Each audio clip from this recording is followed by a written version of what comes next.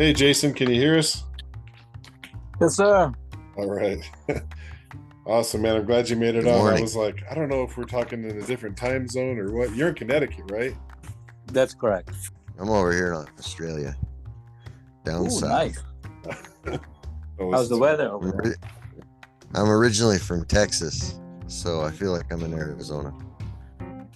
No, I'm just kidding. I'm over here about 40 miles east of Phoenix, and it's rainy and just overall gloomy right now.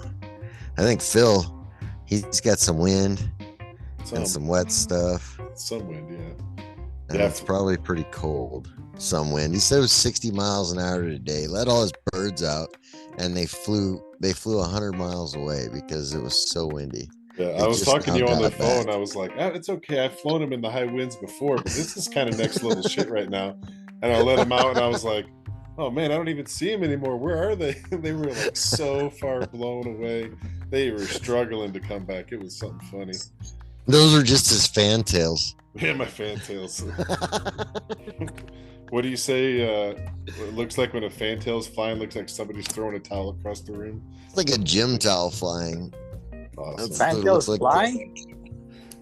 Yeah, Yeah, they fly like a hand towel that's been soiled. Oh man, what is it? 8:30, 9:30 there your time?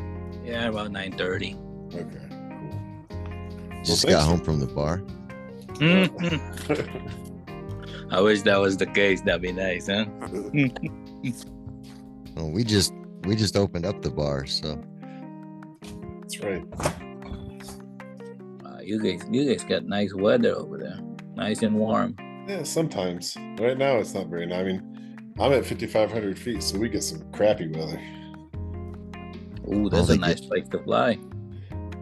Yeah, the He's one got good thing is, wind. I got really high wind, but I'm outside of the tree line, so I don't have a lot of birds of prey, and that makes it pretty good. Like I've only lost 2 birds in the last 4 or 5 years, Oh, wow. so I'm not really. That's awesome. Yeah, the birds of prey aren't really too much of an issue for me. He's got these white homing pigeons. When he releases them, they fly 90 mile an hour because they got a 65 mile an hour tailwind. Yeah. They just open up their wings like sails and cruise. Yeah, they no thing for them because I do releases south, so the wind blows them right to me. So Jason, you've done a lot of One Loft races. Are you a part of a race club in your area? Yeah, I'm part of the Connecticut Classic. Okay. I stopped for like 4 years not flying in the club. Reason to be got busy life, so I just started shipping on a One Loft Races. Yeah. I'm back in the game this year. I'm flying on my house this year. You got a lot of championships through these One Loft races. You even got the Arizona one in 2021. That's correct. Yep.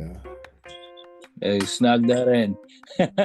Man, I just got the Racing Pigeon Digest in the mail today, and we're actually going to be talking to that guy from Louisiana with the One Loft race next week. But you're flipping through there, and it's like there's so many of these One Loft races that are just sprouting up all over right now. These new ones are coming up all over, and it's really growing a lot. I mean, obviously, you club fly, but you also One Loft fly. I mean, do you see that kind of being the direction that it's going? We have one here in New England, but it's hard over here because of the cold weather. So they only have like a limited time of training the birds and everything. Even I shipped birds in Canada last year, and that's pretty hard too because they get the winter coming in early. You breed it by January. You have to have it racing by end of September, first week of October. You pass that time, it'd be too cold for the birds, and it changed the leaves. So the mountains change. There's no more leaves in the trees. When you train them, it's all green and everything. Now, when you're racing them on the 300 miles, there's no more leaves, so it changes. It makes it harder race. As I'm trying to come out with that. They can see everything that's underneath the tree. I learned that when I was in Indiana for a short time. Fall came and you could see everybody's backyard. It was weird. That's a different scenery, yeah. What One Loft race was that you did in Canada? Pigeon Elite. I joined that, and I just got my bird back from the with Big Andy. There was a member there that didn't activate the birds and say, "Oh, I'd like to raise that." Nice. And I said, "Sure, I'll take those two birds." So one survived. It didn't win, but it's a nice looking bird. I just got it last week. You said there was Pigeons Elite? The Canada One Loft Race with Big Andy. Big Andy, okay.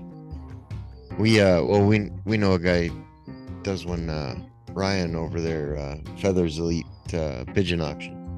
Yeah, I shipped birds over there last year too. Nice. Oh, right on. Yeah, I got my birds back over there. He did the Survivor thing last year. It was crazy though. It's Hunger Games and everything. He raised the toughest pigeon. Whoever survived, they got like one eye cold. Some of them pick up some a lot of sickness. I think out of 300 birds, there were like 60 birds at the final race. Oh wow. Yeah, and my pigeon was on the second to the last race. Still got a one eye cold, flying at 200 miles, 250 miles, and still come home. Yeah, it's a tough bird right there. He's just doing an experiment. But those One Loft Races are like that. Whatever the organizer wants to do, you just hope your bird survive it. Each One Loft Race is a different location. Let's say Spain, Pattaya, even here in the U.S. You got Indiana with the Hoosier, or Arizona. They're all different weather. It's hard to tell which bird's gonna win it. You know what I mean? Yeah. I always say it. It's like the horse for the course. Mm-hmm. Yeah, we just heard that at the other interview we just did. Horses for courses. Hello and welcome to the All About Pigeons podcast. I'm Phil. And I'm Chris. And today we have with us Jason Penya. He is a One Loft Race champion many times over. And he's here to talk to us about the Racing Pigeons for military veterans. And we're also going to do a little bit of talking on Bloodlines today. So Jason, thanks for coming on. We appreciate it. Thank you for having me on the call. Yeah. So can you give us a little bit of background with yourself and then, tying into the Racing Pigeons for military veterans? Yeah, I was born in the Philippines. I came here in the U.S. when I was 19 years old, but I have pigeons since I was 6 years old. Once you get the bug, you just got bitten and you can't let go of it. So I stopped. I think I had it for 2 years when I was young. Then I stopped. Then I have it again in high school. Then I stopped again. Then in college. Then I stopped. Got married. And back in pigeons again. Just kept coming back. Nice. But it's part of life, Like I said, I had a daughter. You get busy. When she was little, I used to take her training with me when I was racing on the club. Well, when you go to high school, you get busy with some after school activities, and you don't have time. You get home, you're supposed to train the birds, and you don't have that because you have to bring them to the dance or ballet or piano lesson. You don't have that. That's why I went to One Loft Races after that. Yeah, just easier of a commitment for you then. Yeah, now she's in college. Now I'm back in the club. So how did you get into doing the Racing Pigeons for military veterans? How'd that come about? So Romer is the founder of it, and he approached me. He started it, and there's a lot of critics. He said, I think I'm just going to shut down the program. There's a lot of question and everything. He works in the VA in Texas, so he's been helping a lot of veterans already. He's been around with everybody, helping them out. And I'm with the Connecticut Foot Guard, the oldest military in the U.S., but we're considered as a militia. And he said, I got the uniform on. He said, you want to join? Plus, I'm in first responders too. I work in the medical field. Our RPMB is part of the first responders too, because there's a lot of stress on first responders, military veterans and everything like that. So part of that is pigeon. Having pigeon is take the stress away. You see them fly, come home, they're happy to see you. You feed them. It takes a lot out of that stress in you. And so he was about to quit. I said, no. I said, that's a good program. We should keep moving on this. We gotta help a lot of people with this thing. And right now we have actually a fundraising going for one of our members. His wife has diagnosed with cancer, so we gathered some birds for auction on Best Pigeon. Whatever we got out from there, we're gonna give it to Charles Blaseos is his name, to help out with some expenses, Right, but that's cool. That's part of the program, to help other people. If you're new, especially if you're in the veterans, we help non-veterans too. If you're a member, you want to get started, we help people out. We give them some starter kit and everything like that.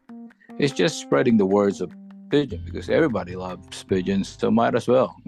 Yeah, man, I'll tell you, every documentary I've ever seen about pigeons, somebody's making some kind of a statement about how those things help with stress or anger, or how they have like a therapeutic quality to it. And any kind of hobby can really help focus your mind anyways, so that's really cool. Somebody needs to tell my wife that. Yeah. Hey, tell your wife it's better to know that you're in the pigeon coop rather than hang around in the bar. When my daughter was little and says, "Oh, where's your dad?" My wife will ask, "Oh, you know where to find him. He's in the pigeon coop." Easy to find, Better the pigeon coop than the hen house. Yeah. That's cool, man. And you guys have a Facebook for the Racing Pigeons for military events? Yes, we do. RPMBproject.com is our website, and just search RPMB. We have a Facebook page for it. Okay, that's very cool. And I wondered if you could talk with us a little bit about Bloodlines. We had a listener request something on this, and I was like, this guy, he's working with some really high quality birds. He's doing the One Loft. So Jamie Hilbert asked us about talking some racing pigeon bloodlines and crossing, and what family of birds do you have now? What have you worked with in the past? So when you're new with the pigeon racing, they always have this hype of bloodlines. I'll give you a secret with that. Buying bloodlines with pedigree, that cuts your breeding program in 50%. Let's say I could buy pigeons in a pet shop. I breed the bird, I work hard on it. Let's say out of 10 pairs, I got one pair that produce, maybe not even a champion. Let's say it's in the top 10 out of 600 birds. That's pretty good bird. So what you're gonna do is you're gonna keep breeding that bird. So next year, whatever I produce out of that pair, I'm gonna bring it back to the parents, because that's the one that's producing on my course, my race course. So the difference with bloodlines that are being sold in the market, especially, you have to have a reputable seller. Because some people, they just slap on the pedigree on it, and God knows if it's really the real bird. They just want to make a sale out of it. There's a lot of them like that. There's a lot. Yeah. There's a lot of I've been seeing on Facebook. How can you breed that bird when I have that bird still on my coop, and they're using the pedigree when they're selling the bird somewhere else? But it's really hard to say. But let's go back to the bloodline. I'm getting out of topic. So if you buy from a reputable breeder, two parts is they're not gonna sell you a bad bird, because they want their name to be carried to. So if you win out of their birds, it's kind of sort of advertising for them, because you win with their bloodlines that they breed. Second part, it adds to the value of their birds in their coop, because it's producing in your coop when you race. But that's the two part. People spend a lot of money because they're from reputable breeders, probably from 5,000 to 10,000 for your if you got money as a beginner. Now compared to buying a $5, $10 bird out of the pet shop. Let's say you're joining a One Loft race. Let's just say a Hoosier. Hoosier is $250 perch fee per bird just to get your bird on the coop. If your bird survive 100 miles, activation fee is $750. So you're spending $1,000 on that bird. So if you're competing with a $10 bird that you're trying to produce to make a winner, compared to $1,000 to a $10,000 bird, the $10,000 bird, if you look at the pedigree, from the parents to great grandparents are all family of winners. That's why they get expensive. But with the bloodline nowadays, there is so much crosses. There's no more pure bloods. It's actually become the name of the breeder is the bloodline. Yeah, like Ganis or right. Yeah, Ganis got like probably 20, 30 top breeders. Taking notes here. I just saved myself $5,000. I'm gonna go to the pet shop tomorrow. Man, let's see how many races I can afford now. I can get rid of all these birds. Well, it's gonna take you about 10 years to come up with your family. Right. For that. No, that's gambling, man. That's just buying a lottery ticket right there. I mean, I'm totally kidding. Well, there was, we talked with Ryan, and he was saying that it's, what was it, Chris? Was it third generation that you're sending out to the One Loft race? Like the third generation is going to be the one you want. Yeah. Third generation of the winner. Yeah. You heard that before? Not really. When you're starting a family with your birds, yeah, your third generation's usually going to be where you're going to start getting better stuff. Yeah, because there's really not really any more like pure Van Loons, Jansens, or because that stuff's been crossed. So, what families do you have right now, Jason? So when I started 14 years ago, I got Husky and Van Rail, I got some Scion, I got the Brent, and Hubins. Okay. So I bought them on the auction. Some of them are about to retire. So I know they've been racing for like 20, 30 years. So they only keep the best of the best out of their birds. But now it changes the way you look at it. If I'm gonna buy a bird, I would rather buy a bird that's like second place, third place, or first place winner than a pedigree bird, because I know that performs already. So you're looking at the record more than the bloodline, then, is what you're saying? Pretty much, yeah. It's because, like I said, when I started earlier, is the course for the horse. Yeah. So I ship a bird to Arizona. That bloodline might not do in Canada because it's different weather. I need you to send me some of those Arizona birds, man. There you go. He works on in your area, but it's a different weather type, so it's different body composition. I'm helping out a flyer out of New Jersey. Last year was his first year flying. We got a champion out of him out of 250 miles, and he got a third place on a 300 for his first year. But he works hard. Pigeon hobby is not easy. It's a lot of work, cleaning, making sure birds are healthy, and he spent a lot of time on that, and it pays off. So if you're sending a bird to like California, for instance, what would you be looking for? Like body type, eye sign, wing type? So I usually ship 3 birds to One Loft Race. Okay. So I'll have a smaller bird, a medium size, and a bigger bird. Okay. Because I don't know. Yeah. Like the one in Arizona, I know what it's a medium to almost big size bird that I fly over there, the one I won, I know that's the kind of type of bird with the nice long wings is what I win from there. So that's why I send the 3. Let's say that's my first race for that One Loft race. I'm gonna test the water, hope I get something good, and whatever is stick, I'm gonna stay on that family. And I'm gonna infuse more of those winning bloodline out of that, and similar to that body type. Because the brain of the birds, a lot of birds are pretty smart now. If you've been breeding for 5 years, 10 years, and everything like that, all your birds got brain. They go home unless they got accidentally hit by a hawk or hit a power line or something. Accident happened. But if nothing happened to them, the bird's gonna go home. They're gonna come back. They get the brains on it. But what difference from it is the location, the weather and everything. So it depends on body type for that location that you're gonna ship. Like mostly birds in Pattaya, they're like skinny, small birds. If you look at it here, it's a little bit bigger than a street pigeon. That's what you want to send over there.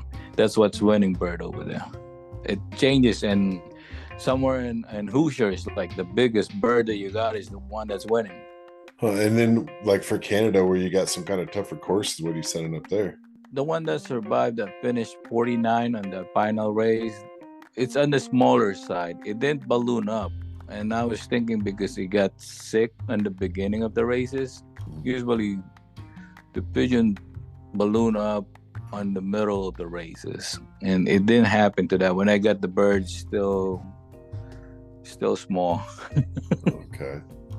Because I shipped bird in Hoosier, and it finished the race over there too. When I got the bird back, that bird's just like almost a giant. I said, "Oh, this thing come back so big. It's so heavy. That's why it wasn't on the top 10." But it depends too, because One Loft Race, they use a different feeds. Like one Loft Race use Bersalaga, one use baiting feeds. It depends what feeds they gave to the bird too. So that's part of the concept to what they're feeding the birds. It's all their show. I mean, the training, the feed, the terrain, the type of race that they're doing. It's How much money do you spend on One Loft Race? How much? We won't tell your wife. We won't tell your wife. I can edit that part out, man. We just want to know. Around $5-6 grand in one Loft Race. On one race? Yeah. I ship birds in Spain on Arona Derby. So just the quarantine here in the US before they ship it over there, that costs you some pretty penny already. Plus you're gonna have to activate the birds when you get there, because it was an inter-island race. So from one island they train in the water, then they there's like 3 islands they have to hit for the final race. So it's a tough race. So I just really want to challenge the bird that they can survive those kind of things. Because if they survive, if they overfly there, they end up on another island. They end up in the water. Water. Oh, ouch! That is tough. Mostly because there's not much islands around it. So if your bird muscle is not nicely put together, because some birds they cramp, their muscle cramps, and some birds don't cramps as easy. So when they cramps, you just get stiff and you just fell and you're dead meat. You want to have those birds that they can survive a long distance bird. So I shipped some birds that from old bloodline, from the old breeder before. When back in the days, they used to fly 1,000-mile race. We don't see that no more nowadays. Yeah. With all these One Loft races that are popping off now, you'll even see where they have pricing just to enter one bird. Most of the races you're putting a good number in, and you're kind of covering your bases with a variety of different types of birds. What advice would you give to somebody who's getting started in this One Loft race? Send in 3, 5, 10 birds or whatever one No, bird, I probably ship like 30, but that's not in one place. I only ship 3 each. Make sure the bloodline out of those birds are from racers that win already or on the top 10, and always pair the birds with one big and one small. This could be a big cock, lesser hen, or big hen, or smaller cock. So when you get the babies out of it, you always come out in the medium size, because you still don't know what kind of feeds they're giving them when they go to one loaf race. They could balloon up extra and they're too big, or they don't balloon up that much, they're just be in the medium size. And you're kind of judging a baby though when you're sending a bird out. I mean, I guess you're kind of making an assumption about what that bird's going to be from the breeding that took place. That's correct. And usually in the beginners, people that are just starting it, my always my advice is go to local flyers where they at, about 10 local flyers, and get a pen and paper. And the first flyer they approach and say, "Hey, can I see your champion bird?" And the champion bird, there's like 10 characteristics that you gotta look at it: the body shape, the eye sign, the flights, the silkiness of the feather, the throat. And out of that 10 that you write, you go to the next flyer and you ask for their champion again. And you're gonna mark all those 10. And after you finish the 10 lofts that you visit, you'll come out to like 6 or 7 similarities out of the champion. So that's what your baseline that you're looking at, that you want to have on your bird. That's good advice. It's solid. Because that's the common denominator out of the 10 champions that you hold and you see.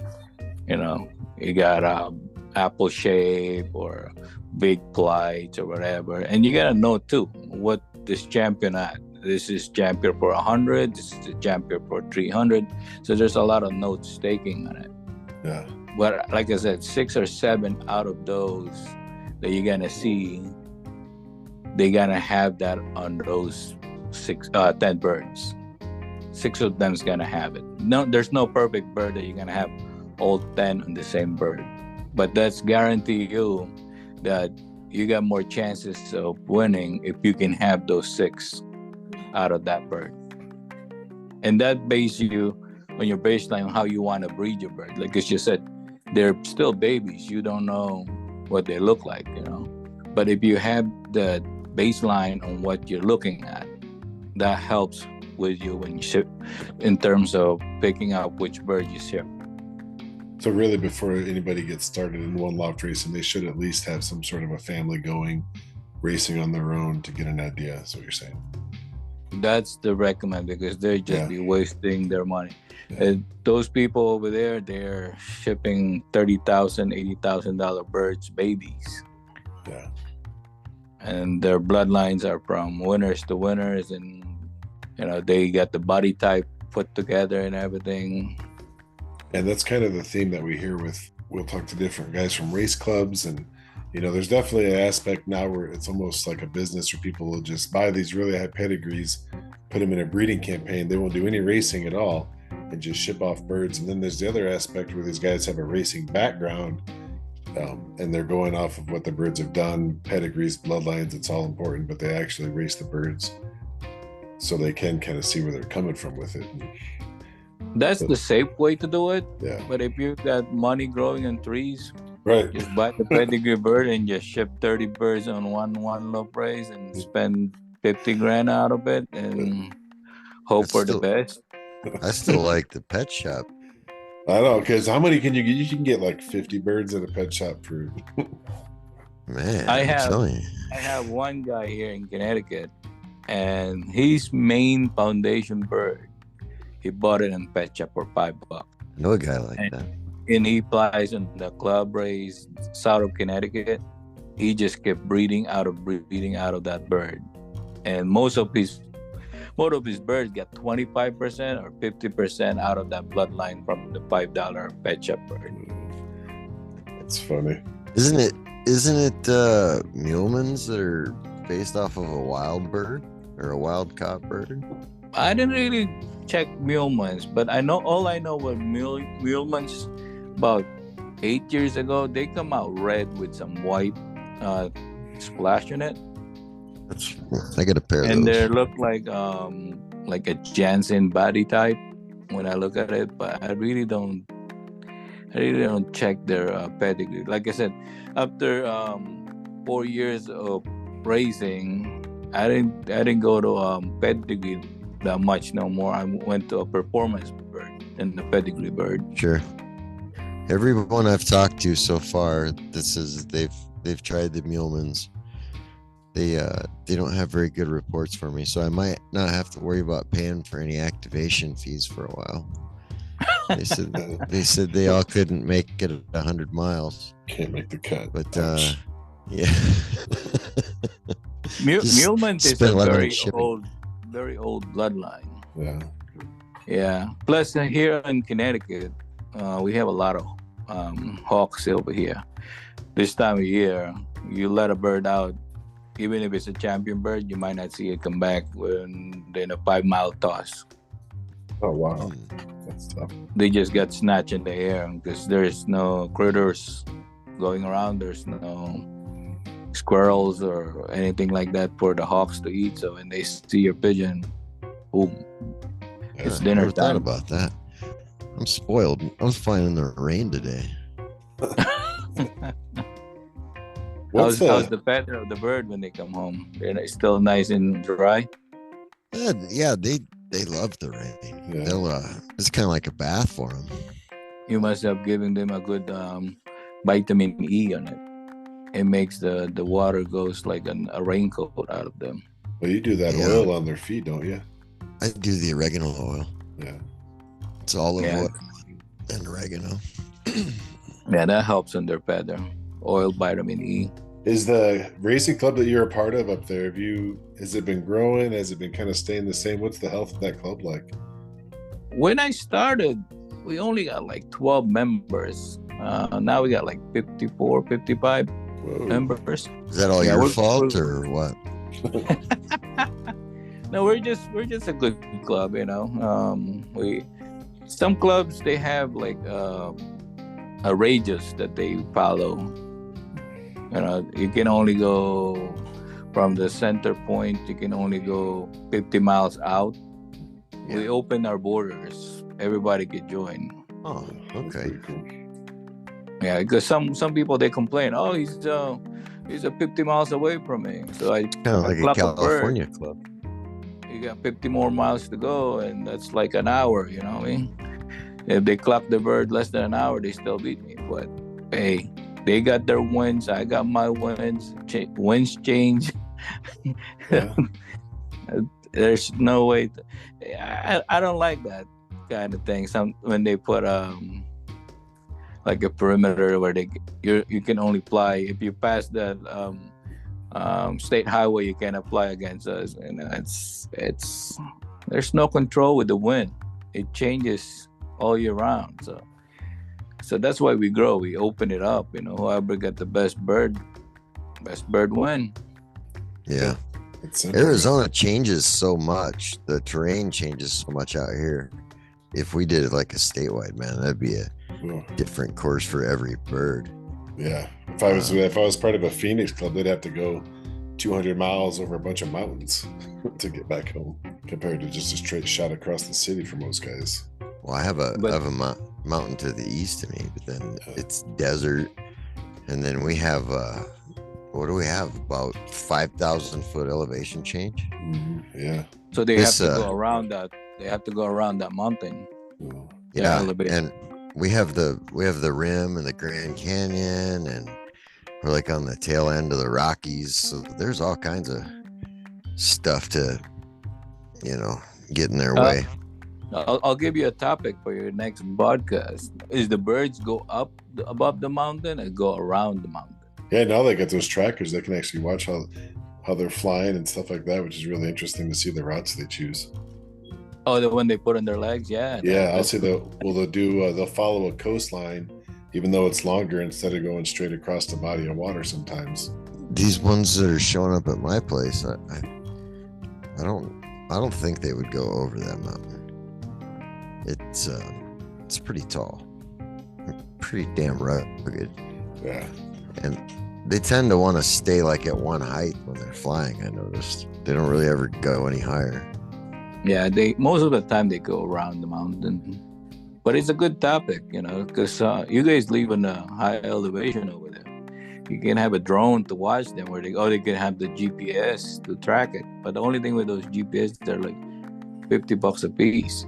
But you don't lose that much bird, so you can give it a test. Yeah, that's right. My birds can't fly 50 minutes. That's one rule too. They need to route out for 2 hours before you can do a road training. Yeah, get him in shape. I was so worried. I was so worried when I was new. I said, "Oh, I lost all my birds. 30 of them. It's been 2 hours. I can see a shadow at any of them." And I was new. I said, "Oh, it was just went routing." Said, all right, they're learning new places. My neighbor, his birds come over my place all the time. He's about 3/4 of a mile, and he flies 40-50 of them at a time. It's kind of fun to see. They come over here and he flies colored homers. He's a show guy. So Yeah, the good question with that is, how big is coop? There's some real estate there. Sometimes pigeon, when they're not happy, they just tend to go somewhere else and wander. Well, these guys are he loft flies every day, and they'll route over my place. It's kind of neat to see. I don't have very many colored birds. I had a red, white, and blue team. Just a 3-bird team. They were fun to fly. That's a nice red, white, and blue team. Yeah, that's what you guys need to have for the RPMV, man. Yeah, that's perfect for you guys. That was a lot of fun to fly. The one bird was he was a yearling. It was a white bird, and he was pretty trusty. I homed him from the neighbor's house. Never been flown over there. And then he gave me a red Muleman squeaker. I put that one in there and flew it. A nice blue check that I bred here. And they were a lot of fun to watch. Yeah, if you have a Muleman as your baseline, I would recommend some Stop Van Reed to mix with that bird. That'd be a nice bird. Van Reed? Okay. Van Reeds, yeah. They got a long kill, big flights, long neck. Your Muleman's probably like an apple shape, short neck, big heads. Is that right? Yeah. Yeah, that's about right. That'd be a nice one to cross with some Stop Van Reeds, and that'd be a nice big wings with nice muscle on it. I've got a couple of pet shop birds out here. No, Hey. I'm not joking. The guy I got my first birds from, he sent me all of his race sheets on the birds, and so you can look up all the bands and that kind of stuff. And he was pretty modest about it. And so I pulled it up and I said, "Whoa, yeah, well, these birds, they fly. They fly pretty good." So anyway, I started breeding, and I had a couple of problems. I called him up and talked to him, and we just started kind of shooting the breeze. And he said, "One of my best birds is a bird I saw at the pet store with a band on it." That's the best bird. He said, "That's one of my best birds. One I found at the pet store." It's okay. Yeah, you go to New York, they got a lot of pet store in there and a lot of beautiful birds. If I trace back on what I said with the 6 qualities of birds out of 10, you can go to the pet shop, and if you got that 6 qualities of birds that you're looking for, you might struck a diamond on the rough in there. Well, in reality, if you're buying swap meet pigeons, you don't really know what you're buying either. So you see how it handles and be looking for what you're looking for. I mean, for a newbie or new starters, that's not bad to start with. When you're new too, if nobody's mentoring you, and you overcrowd your coop, they got sick, and you buy it, $100, $200, $300 birds, and you don't know how to take care of the bird, and those birds are start pooping water and everything, and I said, what's happening here? That's a $200 bird, and they're just wasting money. But if they start to learn how to take care of the bird first, and a cheaper bird, if they made a mistake, it's not gonna hurt their pocket as much. I started 2010 here in Connecticut. This is before Facebook boom. It was more of a Craigslist. So I got the love for the pigeon. I built my coop. I said, I'm gonna go back to the pigeon. I don't know anybody on the pigeon world.